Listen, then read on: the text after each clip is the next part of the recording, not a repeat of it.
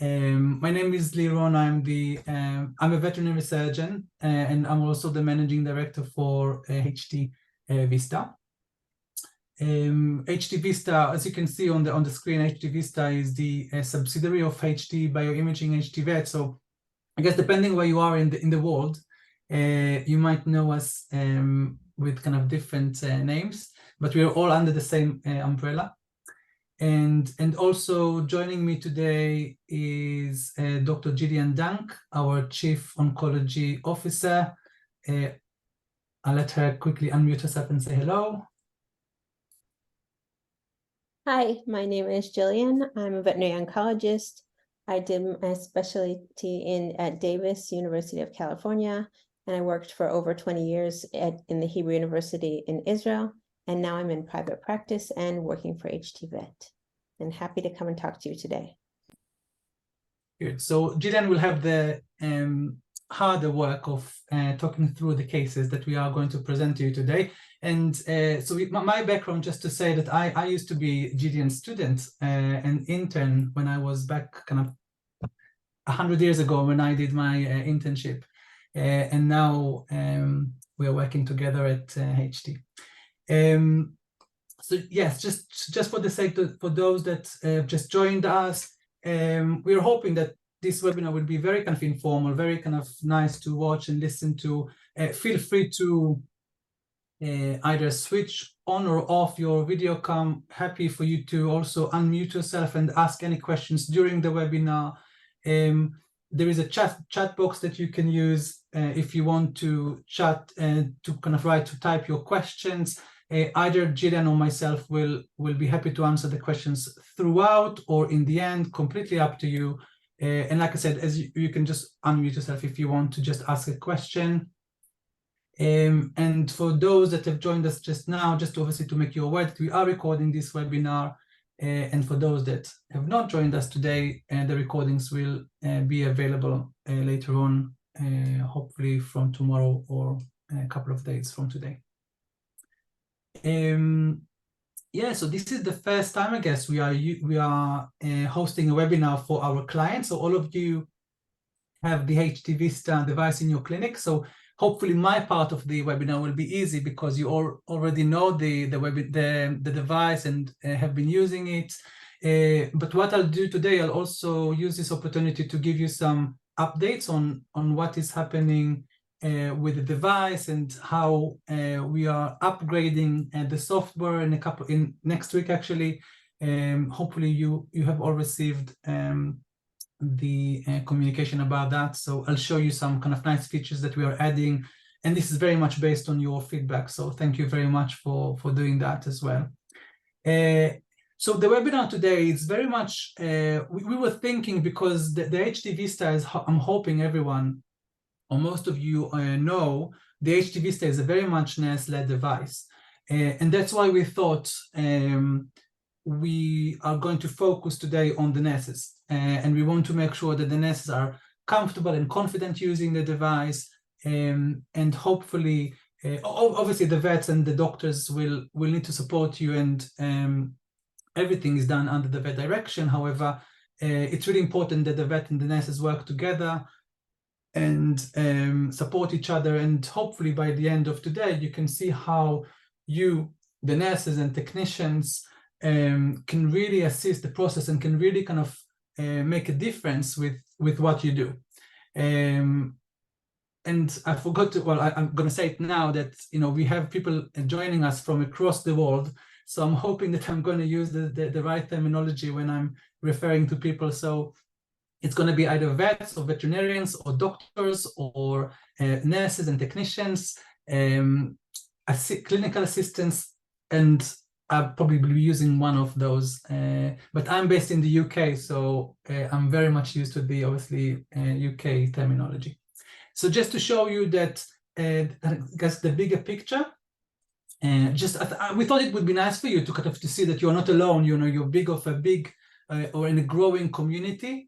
And you can see that together with you, and you guys, we haven't done anything. You guys have scanned over 12,000 scans to date, which is pretty amazing. And we have about 180 users worldwide, mostly then obviously in the UK, in Europe, and even in Australia and New Zealand. So, and you can see that you are a part of this community, and it's really nice that kind of to work with the community, and hopefully you feel that you're part of the community, and we are very happy to have you as part of our group. We also work with oncologists worldwide who are part of our advisory board, and based on their studies, which is led by Gillian and Tali, who is our clinical director, we are able to even improve more the algorithm and the way the device interprets the result that it gets. So without further ado, we'll start with the webinar, and what we're talking about is, of course, lumps and bumps, because they are very important. And I'm assuming you are seeing loads of those in clinic, and some of them are seen maybe by the doctors or the vets initially, but very much kind of something that the nurses can do, can focus on, and can help with as part of the kind of triage process when you do your initial kind of nurse consult, and you can spot those masses if they come as the original complaint, the chief complaint, or maybe you find them as an incidental finding, and you can alert obviously the vets and the owners that you have found something which potentially can be detrimental for the patient.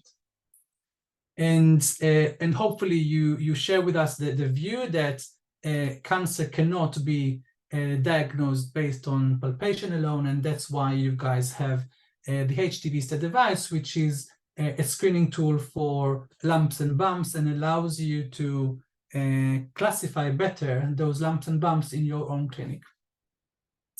So what we'll do later on, Gillian will share with us some very interesting cases that we have received from some of you, and some of you I think I can spot the names, that send us those cases, and really interesting cases to see how the device has really changed the way you guys are working, and how the device has really changed the decision-making process for you, and obviously the outcome for the patient.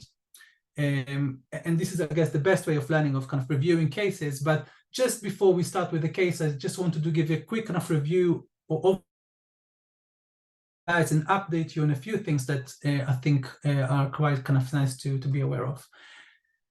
So yeah, so this is us, obviously traveling around the clinics and working with the vet nurses, the nurses teams, and the nurse teams, and they are very happy that they can be part of this process as part of what they do. And we do feel that this is a very kind of nice nurse empowerment tool, because you do kind of play a big part of this process.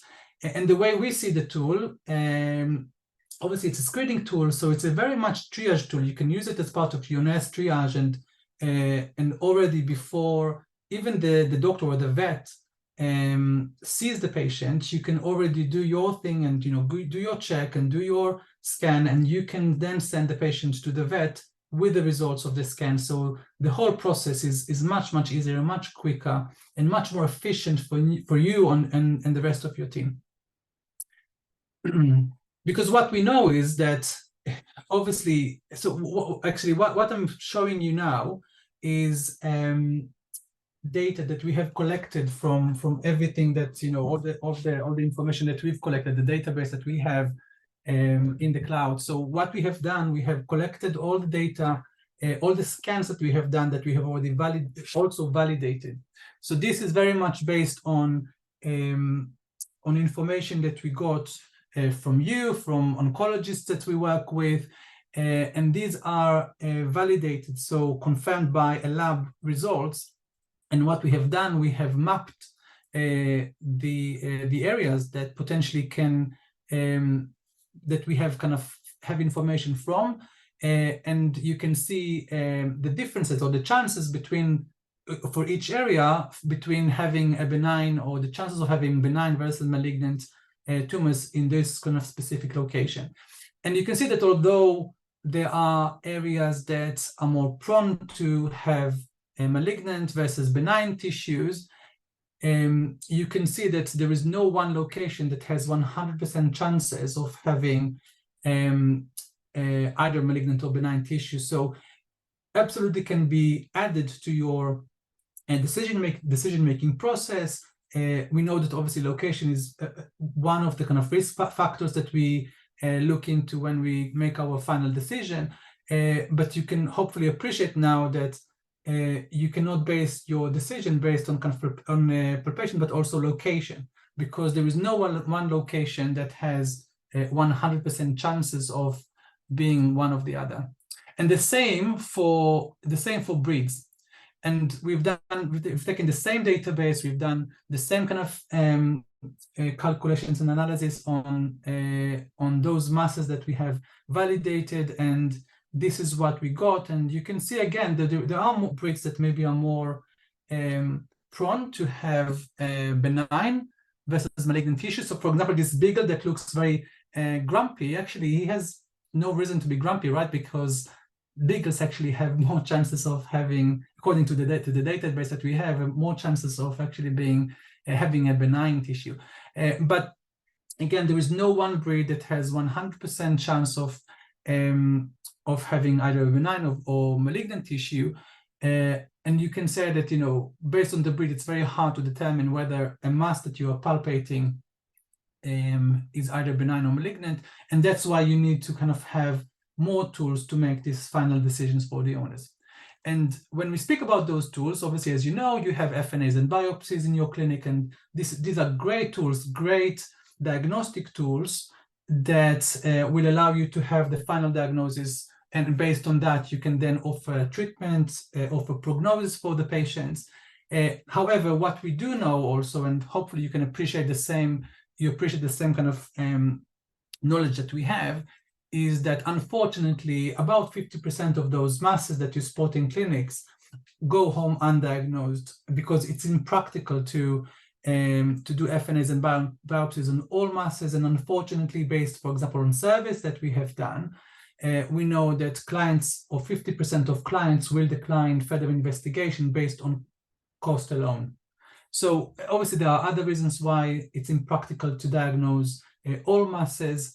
But we do feel that those masses at least definitely need to have some sort of screening, at least, before they go home. And if you think about it, you know, based on the literature, and I'm sure that Gillian will mention that maybe, of cancer or tumors, I guess, are malignant, and 85% of them are benign. So potentially, yes, 85% are benign, but why can't we maybe screen them better and send them home better, with a better confidence that we're actually making the right decision for the patient? And that's where we come. Obviously, as you know, you have the device in your clinic. This is the HD Vista device, and it will help you to screen those lumps and bumps better in your clinic. So this is a quick kind of step of kind of what I wanted to update you on. So as you know, as a screening tool, we want the tool to have a very high sensitivity and even a higher negative predicted value, because we want to capture all those that are positive and rely on the information that we get from the test that we do, and make sure that the negative predicted value, so the chances of the device being correct, is high, because we want to have confidence in the tool that we are using. So the combination, I guess, of the high sensitivity and the negative predicted value will give us the best evidence, I guess, based to make a decision for the patient. So I just wanted to update you. For those that maybe know or maybe don't know, we have published recently 2 studies. One is a pilot study that was conducted by Gillian last year or a couple of years ago. It was a pilot study. The pilot study was done on about 69 masses. It was done in a referral center, so high proportion of malignant masses. And the sensitivity that we have reached at the time was 90% and negative predicted value of 95%. So based on this pilot study, we have then continued and done a more kind of robust study, which is the training and validation study. But this study has already kind of been done in a GP setting, so a much higher proportion of benign tissue, so very much representative of the cases that you guys see in your practice.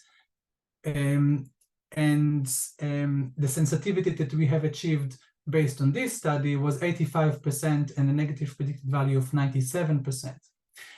Now, as you know, the interpretation of the results is done by an algorithm, and we keep training the algorithm. Some of you also contribute to this training of the algorithm by sharing with us the results of the lab that you get.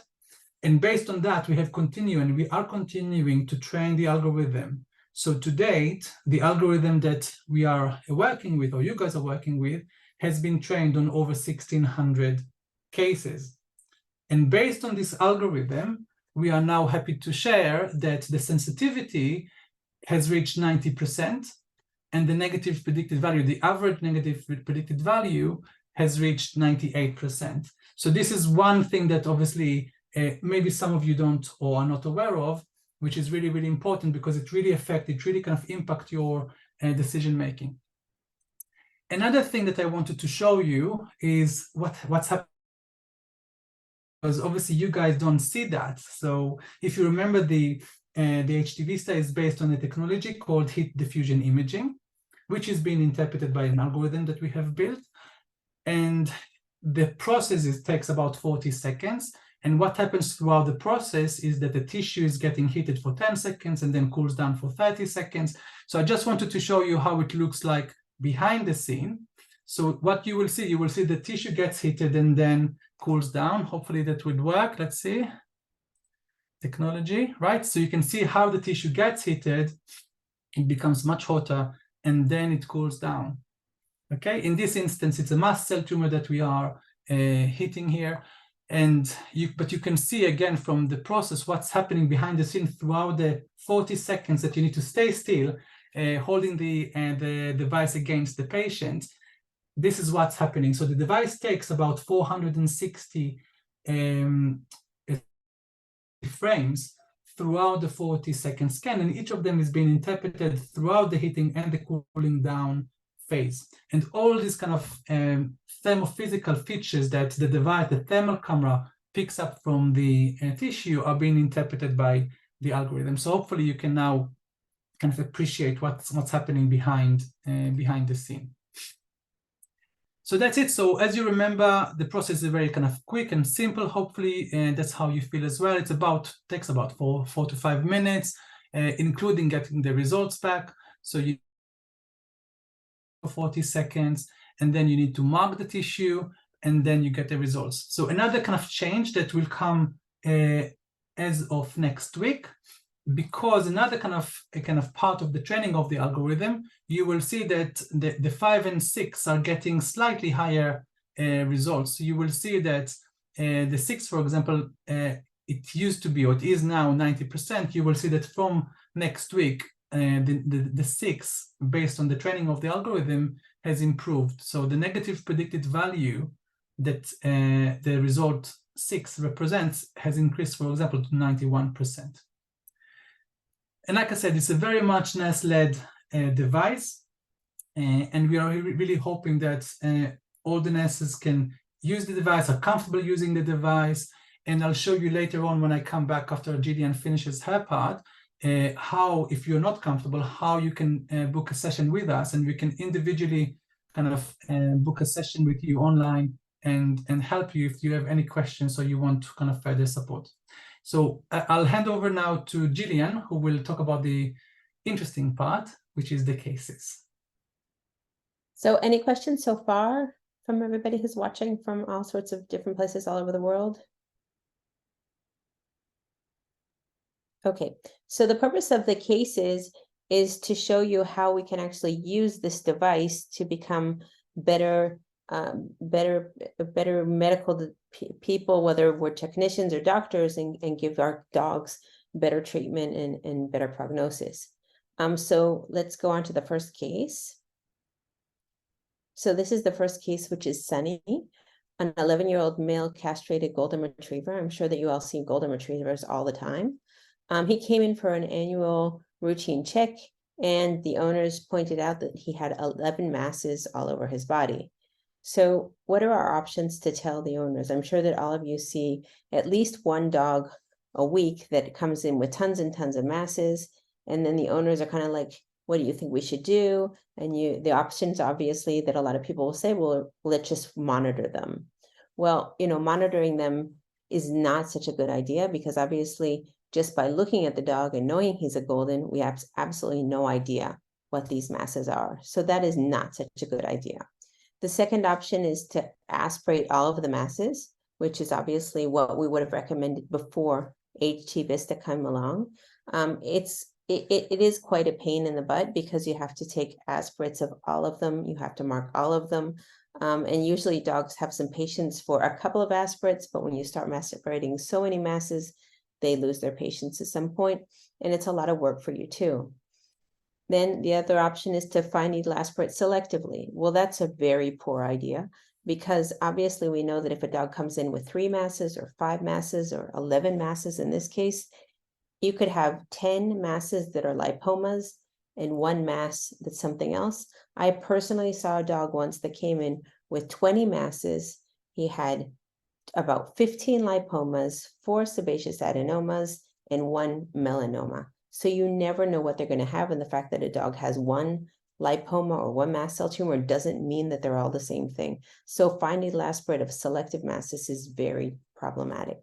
And obviously the answer that we're looking for is to scan all of the masses with HT Vista, so we know what we're dealing with, and we know whether the masses are most likely benign or suspicious and require further investigation.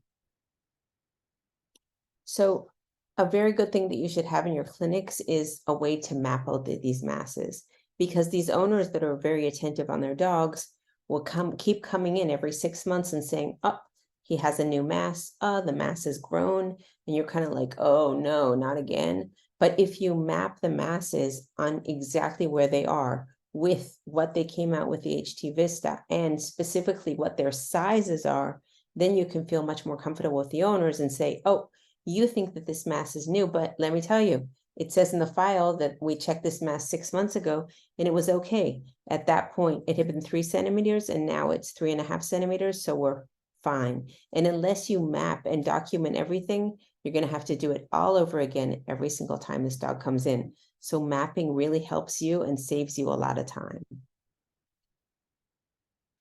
So on this specific dog, Sunny, so we want to actually check all of the masses with the HT Vista, map them, and then check one by one, and obviously make sure when you're checking the dog with the HT Vista that you're writing which it is on the map, so that you don't get mixed up on what the different results are. And these are the results for Sunny. So 11 scans were performed, 10 were benign, and 1 required further investigation. So the one that required further investigation came out as a 2, which means that it's got a 55% chance of being benign, which clearly means that we cannot ignore it. All of the other ones were fine to say that they're okay and we don't need further investigation. So what do we want to do here? What is our diagnostic plan? Obviously, we need to know what it is, and the best way to do that is to do a fine needle aspirate. So the differential diagnosis for these masses are cysts, abscess, scar tissue, and neoplasia. There's no evidence of trauma here, so scar tissue is not likely, but obviously this could be all sorts of different things, including the cysts and the tumors. The most common tumors that we see in dogs are mast cell tumors, lipomas, histiocytomas, perineal tumors, which obviously aren't appropriate in this location, sebaceous gland hyperplasia or adenomas, melanomas, squamous cell carcinomas, fibrosarcomas, and other tumors. So we know that this certainly could be a tumor. And if we do an aspirate when something is suspicious, we can differentiate between the fluid-filled or sebaceous cysts, an abscess, and neoplasia. And within the different neoplasias, the critical thing when we're doing cytology is to differentiate between round cell tumors, carcinomas, or benign epithelial tumors, and the sarcomas. Was there a question?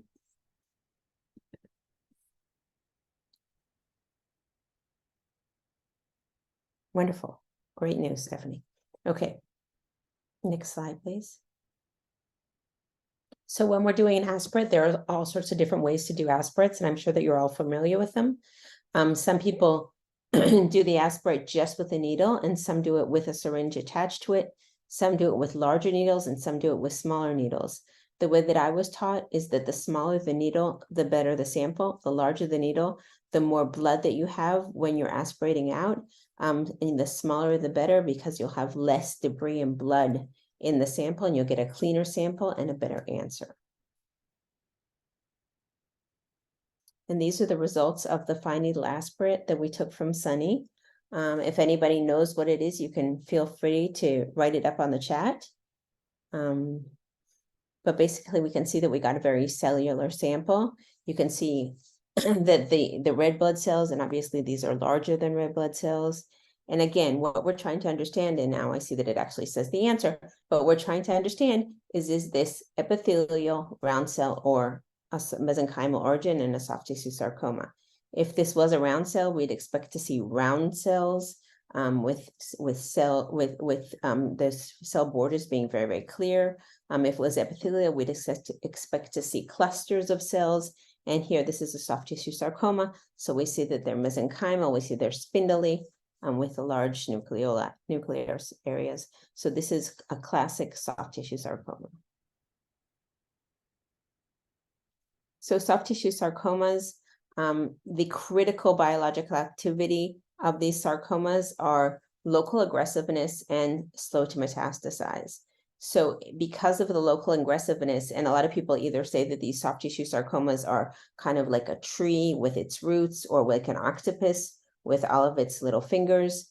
And because of the local aggressiveness, if we don't CT these, we most likely will not remove the tumor fully. So we want to do a CT of any soft tissue sarcoma that we see, of the mass itself and of the lungs. And then hopefully based on the CT, we can plan on a successful surgery. And if we get it all out, then they can have a very good prognosis. The important things to look up afterwards when you're sending in the pathology report is the margins. If we get good margins, they hopefully won't recur. And if you get bad margins, you want to think about potentially doing another surgery or following up with radiation therapy. And the critical thing to look on those path reports is the grade. The grade matters. So low-grade tumors have a chance of under 10% to metastasize. Same with intermediate. And the high grades have a 50% chance of metastasis. So it is critical after doing surgery to send in these tumors to look at the pathology report, and then to be able to tell the owners more information about the prognosis. Lovely. So this is the first case. Just before we move to the next one, anyone has any questions about this case? Want to share any thoughts? Cool.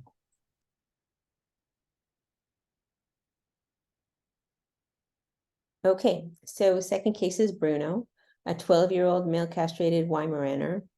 He's an elderly dog with known lipomas that have been diagnosed. So it's not kind of just like the veterinarian palpated all sorts of masses and said they feel like a lipoma. They actually aspirated them and know that they are lipomas. And I'm sure you all know, and Liron has said this a couple times today, is that we all know that just based on palpation, there is no way that we can know what a tumor is. And basically, obviously, we cannot know whether it's benign or malignant, and whether it's a lipoma or something else. And I actually just happened to have a dog come in a couple of days ago that the owner said that they had been telling them that the dog had a mass on the leg. They'd been telling them for a year that this mass was a lipoma. And finally, they understood that potentially they should check it out. And obviously, it wasn't a lipoma. But now this dog has 2 new masses on their left flank. And the owners said that they didn't want to do an additional aspirates. And what should they do? Should they just watch the masses as they grow? And no, the most important thing is to scan with HT Vista so that we know what we're talking about. There's a question. Yeah, there is a question, Jillian, for you. Okay, is it best to stain or not stain if you're sending cytology? So that really depends on which stains that you have, if you have diff-quick or something else, and whether you're going to look at it. So the best thing to deal with when you're doing cytology, the best kind of way to do it is to take 2 different samples, to stain one and look at it in-house, and then to send them both to the pathologist. The pathologist can look at what you stained yourself, and in case the stain isn't good enough, then they can always stain the second one. And then you can also learn much more from reading the path report and then comparing it to what you saw on the in-house. So in this dog, our plan was to use scan with the HT Vista in order to explain to the owners that they shouldn't just leave it. And this is the first scan that he received. So you can see the scan results on the left, Bruno, and he received a number 1, which is obviously indicating further investigation that is needed. And here you can actually see one of his own frames, 214. And you can see these little dots in the middle. And these are actually very interesting. These are cold dots. And in many cases, these are actually indicative of a specific type of tumor that potentially we do see more of these dots in mast cell tumors than in other kind of tumors. The second one on the left flank was a number 4, again, indicative of further investigation. So it's a good thing that these donors didn't just go home. This dog does require further investigation. Again, the differentials for any kind of mass that we see in a dog are cysts, an abscess, neoplasia, and obviously if there is some kind of history, maybe potentially scar tissue. And differentials for tumors, again, we have the round cell tumors, the mast cell tumors, lipomas, histiocytomas, epithelial tumors, and sarcomas. So here, obviously, because we need further investigation, we want to do an aspirate. And in this case, the aspirate resulted in these kind of cells, which, even though it does say there, I'm sure everybody knows that these are mast cells. So mast cells, as I hope everybody knows, are very special cells. They're one of the round cell tumors, one of the 5 round cell tumors. And what makes them special is that you can actually see that they're round, usually. And you can see that they have those granules, which makes them special. So anytime that you see these kind of cells with pink or purple granules, you can know that you have a mast cell tumor. If you're aspirating a tumor and you only see 1 or 2 or 3 mast cell tumors, that is not indicative of a mast cell tumor. If you really have a mast cell tumor, you're going to see sheets of these tumors, just like we see here.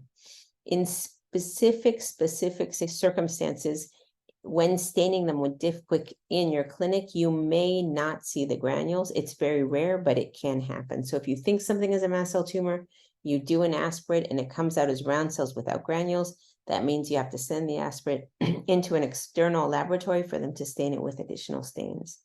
And obviously these granules are very important because they include the histamine and the heparin, which gives the biologic behavior to these tumors. So as we said before, cytology, mast cell tumor, you can see additional pictures of beautiful mast cell tumors. So mast cell tumors, as I'm sure you guys see very, very often, are the most common cutaneous tumor in dogs. And at some point in the historically, people actually felt that staging was required, full staging in all dogs with mast cell tumors, and things have changed. And now we understand that minimal staging is required for all mast cell tumors, and minimal staging meaning fine needle aspirate of that local lymph node. So every dog that comes in with a mast cell tumor, no matter where it is, you need to find where the lymph node is and stage it. Even if the lymph node is not enlarged, it can still be metastatic and still needs to be aspirated. And if the aspirate is positive, then you need extending staging. So if extending staging is needed, that would include abdominal ultrasound with aspirates of the spleen and liver. The indications for the staging are additional poor prognostic indicators in addition to a positive lymph node, which is the dog feeling fine? Does he have clinical signs? Does he have vomiting, diarrhea, weight loss, which could be a result of release of the histamine? Again, metastatic lymph nodes, a mass that grew very quickly, which could indicate that it has a worse prognosis. Poor location. So as some of you may know, different locations on the body with dogs and mast cell tumors can have a worse prognosis, like the entire area of the muzzle and the face and the head, the inguinal area, the perineal area.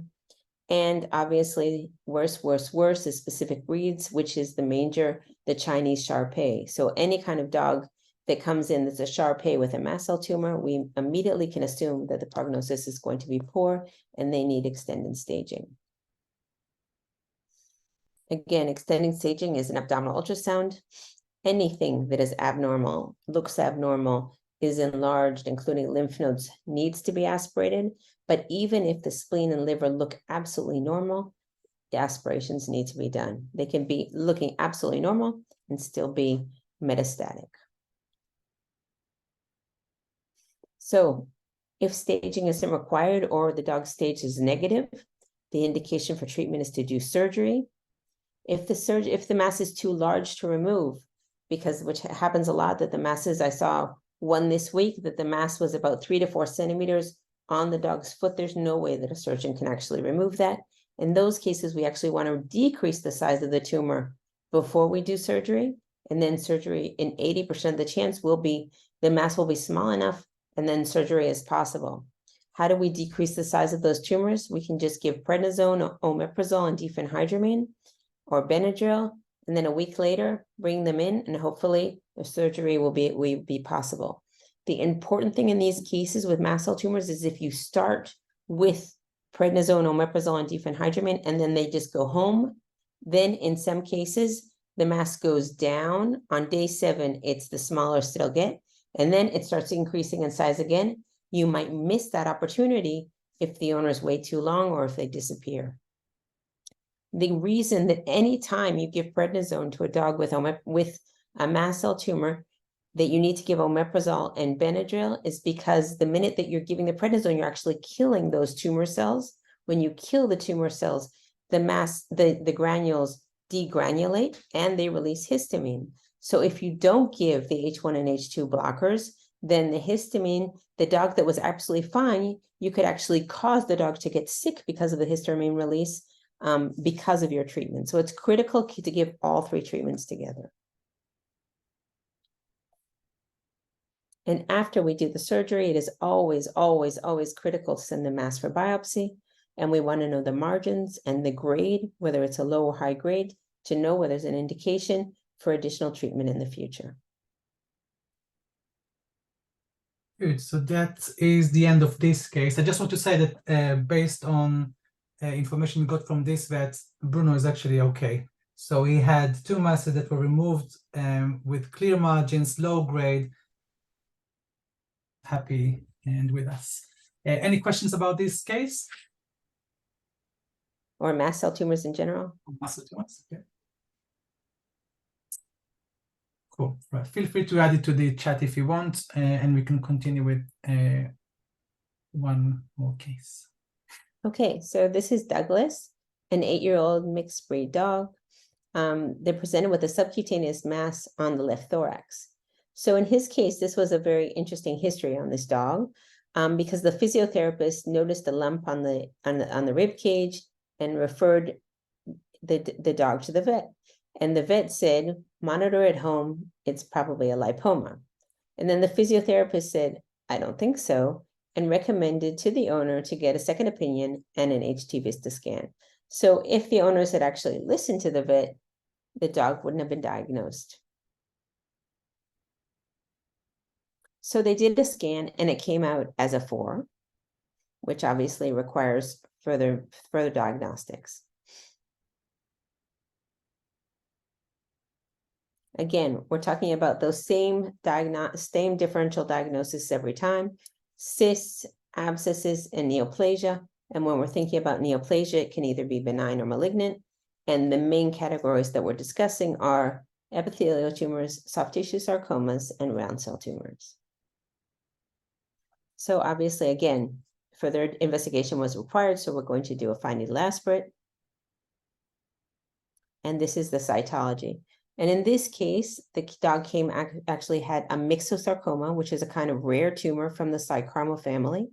And its biologic activity, as we discussed before, is locally aggressive. And we need to know how large the tumor is to try to understand whether we can actually remove it. If we can't remove it, maybe we won't. But until we do that CT, we don't know if what we're seeing on the outside is the actual tumor or if it's the tip of the iceberg. And if we try to get in there, there's no way we'll be able to remove it. So it's critical to do imaging to understand the size of the tumor. So this is the CT just it's not that specific bog, but just so you understand that sometimes actually the sarcomas are fine. And here you can see on top, the CT, you can see that mass, and you can see here in this dog with the soft tissue sarcoma that the mass has an actual facial plane below it, and it's easy to remove it, and it's not the tip of the iceberg. So when we do remove these tumors, again, critical to look at the margins. If they're dirty margins, we either want to consider radiation or a recut, and the grade. If it's a high grade, we need to consider chemotherapy. And this is the last case is Guy, a 12-year-old castrated male mixed breed. They're presented with a firm 1x1 circumscribed subcutaneous mass on the right stifle. The score that he got from the HT Vista was a 1, and cytology confirmed that it was a mast cell tumor. Surgical procedure was booked at the referring veterinarian to remove the lump. And then during that, when they clipped for surgery, they saw a second mass in that same surgical area that was very, very, very small. So it was 5 by 5 millimeters, tiny mass. And so they said, well, just before we do surgery, let's scan it. And it came out as, and it came out again as a 1. And so during surgery, they removed both of the masses, thankful for the surgery. So even tiny masses can be aspirated by the HT Vista, and then they can be removed too as needed. In this case, both of the masses were low-grade mast cell tumors. So back to Liran. Yes, thank you. Any questions about the cases? Because obviously, the take-home message that, what we're trying to see here, and hopefully you can appreciate from your own cases in your own clinic, that, like we said, we cannot diagnose cancer based on palpation. And more than that, lipomas are also very difficult or impossible to be diagnosed based on palpation alone. And we need more tools to understand what those masses are. And you can see that, especially mast cell tumors, which is the great kind of imitator, right? It can look like everything. And what also it can do, it can really kind of nicely hide underneath fat tissues. So, for example, a lipoma, I guess we would expect a lipoma to get between, let's say, 8, 9, 10 HDI score. And if you have a mass that you suspect to be a lipoma, but get a lower score and request further investigation is recommended, then it probably should kind of highlight or kind of send a red flag to you to say, right, something is probably not quite right here, and further investigation is required. And that's how you spot cancer, right? And that's how you kind of don't send those patients home with cancer. Right, so we have obviously shown you kind of quite a few cases with loads of values, and based on your experience as well, hopefully you can appreciate all the values of the device, if it's from improving and upgrading the prognosis for the patient, the outcome for the patient, improve the acceptance by clients, because firstly, when you get those green results, right, the kind of high HDI score, you can send those patients home and the owners with a very kind of high confidence that they should be okay, and of a different level of confidence. But again, it might affect your kind of decision-making process. But what we have noticed quite strongly is those kind of results 1 to 4 really kind of encourage those clients that maybe initially declined further investigation to pursue further investigation. And that's how we managed to spot those cases that potentially we could have missed. But with the HT Vista, you can now screen them and highlight to those clients that something is potentially wrong, and further investigation is required. So I guess coupled with your advice and the evidence with that the device is based on, you can get and give better advice to your clients. And as we obviously mentioned, this is a very much NAST-led device, and we are very, very proud that the NAST teams have adopted this device really well. And what we need you is obviously to continue and scan as much as you can. And we have our mission, and we can't achieve our mission without you and without your support. We are working days and nights on kind of making sure that we improve the technology, we improve the algorithm, we train the algorithm, we improve the product for you, the device itself based on your feedback. But it's you guys that are scanning. You guys are doing the hard work and see those cases. And the more you scan, the better and more robust information we have about your scans and the results. And that's how we can potentially improve what we do, and we can save lives together and improve the awareness of skin cancer in dogs with owners. So what I wanted to show you next, just quickly a couple of slides on the new version. So this is the new homepage that you will see come off next week. And hopefully you got an email, and if not, you personally, your clinic has got an email with all the changes that we are implementing within the next version. So it's version number 3. And believe it or not, we have already started working on version number 3.5, because we keep on improving and making sure that it's the device is user friendly, and we are adding more and more features to the versions to make it much easier for you. In this version, you can see the little map that I showed you at the beginning. Again, just to see that you are part of a big community of people that have the HD Vista. It will tell you how many scans you guys have performed in your clinic, and also worldwide how many scans we've done together up to date. You will have a little kind of graph that shows you the top scanners, and also you can celebrate your scanning champion and congratulate them for scanning the most dogs in your clinic. You can run competitions and stuff. So we've also improved the access to all kinds of areas within the app, and you can see that quite clearly. When you get there, the version, you will see that.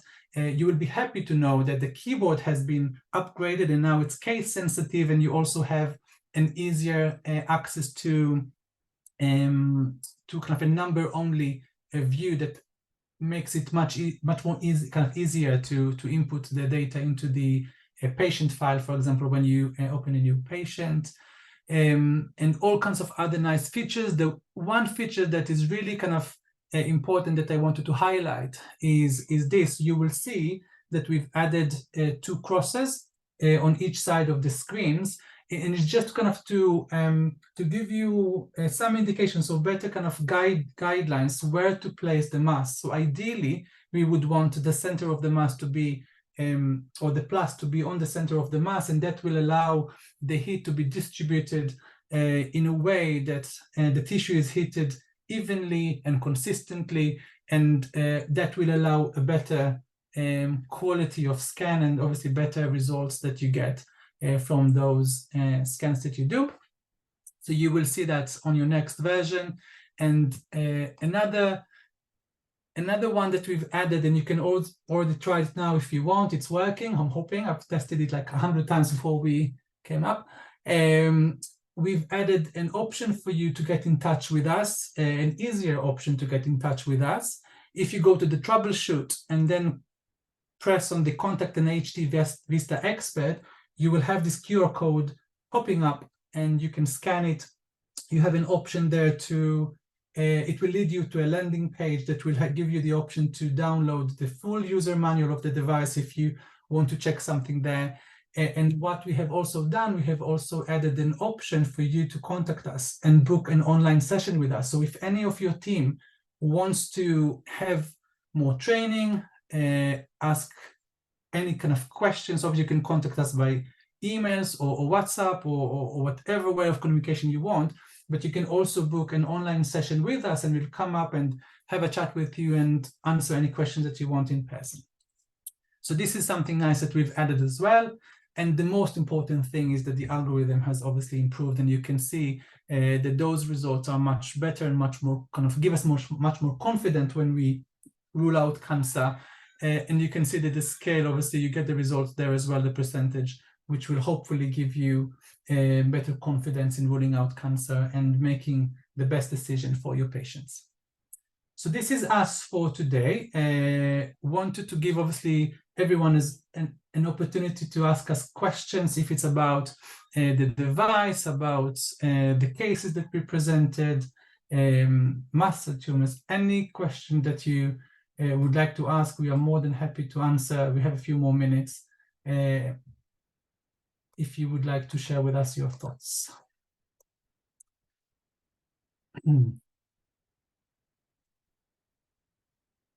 Cool. So if you have any questions that you don't want to share in public, I guess we're more than happy for you to email us and to contact us. You can scan the barcode and contact us. You have the details there. You can go on our website. You can go on our Instagram or Facebook page. We have loads of ways you can communicate with us and ask us any questions. And yes, there is a question coming up. Can we mark the center? Oh, just can we ask the center of the mass with a Sharpie? So no. So ideally, we recommend not marking the center of the mass with a Sharpie. What we do recommend, because we appreciate, for example, subcutaneous masses can be quite tricky to locate, especially when you place the scanner and they're quite kind of mobile as well. They can move. So what we would recommend is on the edge of the mass, just with a very fine blue ballpoint pen, to just put a small kind of mark with a blue ballpoint pen, not a marker, not black, not red, just a very fine blue line. This line should not be on the mass itself. It should be on the kind of area of the margins. Or if you kind of remember how you mark the tissue, this line should be then included within the buffer zone. So the second ring that you mark with, so it should not be on the mass itself. It should not be on the healthy area. It should be on the zone that will be excluded from the analysis. And that's how the device knows to ignore this area and not include those or the area of the skin that has been marked, just in case it has any kind of influence on the device. So no Sharpie, only blue pen, very fine line, not in the center of the mass and not in the healthy area. Sorry, there is a question in a different language that I will need to translate. Just 1 second. I can go first about talking about mammary tumors. So Okay. we've had many different people ask us to use the device on mammary tumors. We did not start with it using on mammary tumors in Israel in the studies, mainly because we don't see a lot of mammary tumors. And the second reason was because our assumption was that all mammary tumors should be removed surgically, and therefore it was kind of less indicated. Also, in terms of a study, mammary tumors can't be diagnosed based on aspirates. So they were not included in any of the studies. In the next year or so, we're going to do a study specifically on mammary tumors, and then we'll have the answers, and then hopefully we'll be able to use the device for those tumors. Yeah. Do you want to answer the other question? Do you want me to answer the question from Neely? You can answer.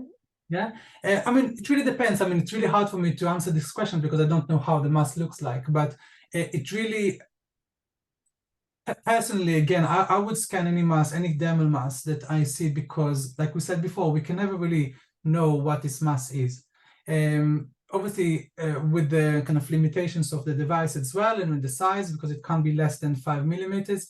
But otherwise, personally, I would scan those masses, even just to get a confirmation that they are fine and we have nothing to worry about. So personally, I mean, Tali is also here. Tali, our clinical director, what do you think? Would you scan those masses? She was not prepared for this question, so no, it's okay. It's okay. I'm prepared. Always prepared. Always prepared. Yeah. Hi, everybody.